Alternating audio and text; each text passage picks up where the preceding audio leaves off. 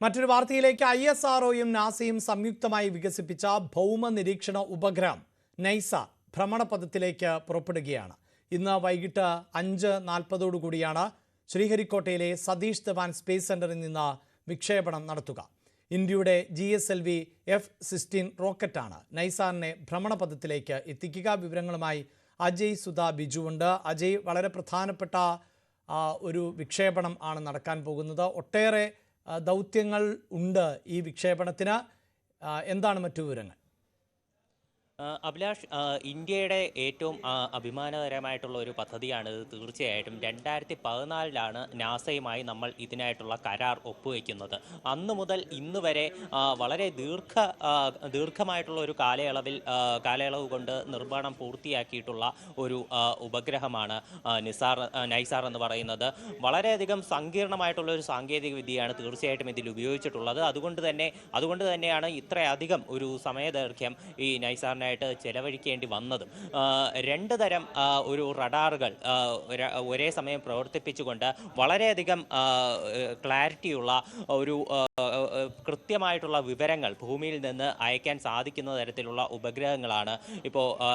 ഉപഗ്രഹമാണ് NISAR വഴി വികസിപ്പിച്ചെടുത്തിട്ടുള്ളത്. $150 കോടി ഇതിൻ്റെ ആകെ നിർമ്മാണ ചെലവ് എന്ന് പറയുന്നത്. അതായത് മൊത്തത്തിൽ 13,000 കോടി രൂപ. ഇതിൽ 788 കോടിയാണ് ISRO ചെലവഴിച്ചിട്ടുള്ളത്.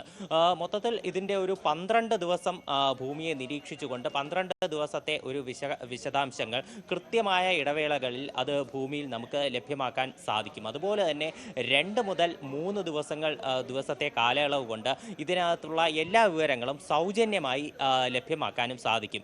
ചില അടിയന്തര ഘട്ടങ്ങളിൽ, അതായത് പ്രകൃതി ദുരന്തം പോലെയുള്ള അടിയന്തര ഘട്ടങ്ങളിൽ ലൈവായിട്ടുള്ള ദൃശ്യങ്ങളും ഇതുവഴി ഭൂമിയിലേക്ക് അയക്കാൻ സാധിക്കും എന്നുള്ളതാണ് നൈസാറിൻ്റെ ഏറ്റവും വലിയ പ്രത്യേകത. ഇത് പ്രകൃതി ദുരന്തങ്ങൾ ഉണ്ടാകുമ്പോൾ, പ്രധാനമായിട്ടും സുനാമി, അതുപോലെ ഭൂകമ്പം, അതുപോലെ ഇപ്പോൾ വോൾക്കാനോ ഇറപ്ഷൻ, പിന്നെ കാട്ടുതീ പോലെയുള്ള കാര്യങ്ങൾ ഉണ്ടാകുമ്പോൾ ഇത് ഭൂമിയിലുള്ള വിവരങ്ങൾ അത് കൃത്യമായിട്ട് ലഭ്യമാക്കുകയും ഇത് ദുരന്ത നിവാരണത്തിനും ഉൾപ്പെടെയുള്ള കാര്യങ്ങൾക്ക് ഉപയോഗപ്രദമാവുകയും ചെയ്യും. ഇത് പ്രധാനമായിട്ടും 2 തരത്തിലുള്ള വേവാണ് ഭൂമിയിൽ നിന്ന് ട്രാൻസ്മിറ്റ് ചെയ്യുക. ഒന്ന് കൂടിയ വേവ് ലെങ്തും കുറഞ്ഞ വേവ് ലെങ്തും. ഇതുവഴി വൻ കാടുകൾ, ഇത് മരങ്ങൾ തിങ്ങി നിറഞ്ഞ് നിൽക്കുന്ന വൻ കാടുകൾ, ആമസോൺ കാടുകൾക്കകത്തെ വിവരങ്ങൾ വരെ കൃത്യമായിട്ട് ഈ ഉപഗ്രഹത്തിന് ഒപ്പിയെടുക്കാൻ സാധിക്കും എന്നുള്ളതാണ് തീർച്ചയായിട്ടും ഇതിൻ്റെ പ്രത്യേകത എന്ന് പറയുന്നത്. 2 റഡാറുകൾ ഒന്നിച്ച് പ്രവർത്തിക്കുന്നതിനാൽ തന്നെ വളരെയധികം മിഴിവേകിയ ദൃശ്യങ്ങളാകും ഇതുവഴി ലഭ്യമാവുക. സാധാരണ സാറ്റലൈറ്റുകളിൽ ഇതിലേതെങ്കിലും ഒരു റഡാർ മാത്രമേ ഉപയോഗിക്കാൻ സാധിക്കുകയുള്ളൂ.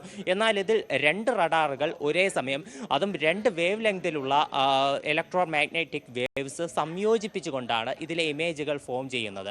ഇത്തരത്തിൽ 2 റഡാറുകൾ ഉപയോഗിക്കുന്നതിനാൽ തന്നെയാണ് ഇതിൻ്റെ എഞ്ചിനീയറിംഗ് ഇത്രയധികം സങ്കീർണമായിട്ടുള്ളതും. അതുകൊണ്ട് തന്നെയാണ് 2014 കരാർ ഒപ്പിട്ട് തുടങ്ങിയിട്ടുള്ള നിർമ്മാണം ഇത്രയധികം സമയം കഴിഞ്ഞ് പൂർത്തിയാക്കിയിട്ടുള്ളതും. ISROയും നാസയും ആദ്യമായിട്ട് ഒന്നിച്ചു ചേർന്ന് നിർമ്മാണം പൂർത്തീകരിക്കുന്ന ഒരു ഉപഗ്രഹം കൂടിയാണിത്.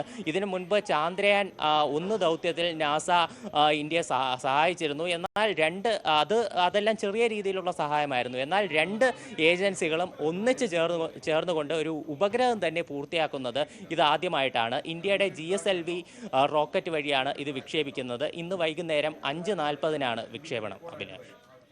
വിമാനച്ചിറകിലേറിയാണ് നൈസാർ പുറപ്പെടുന്നത്.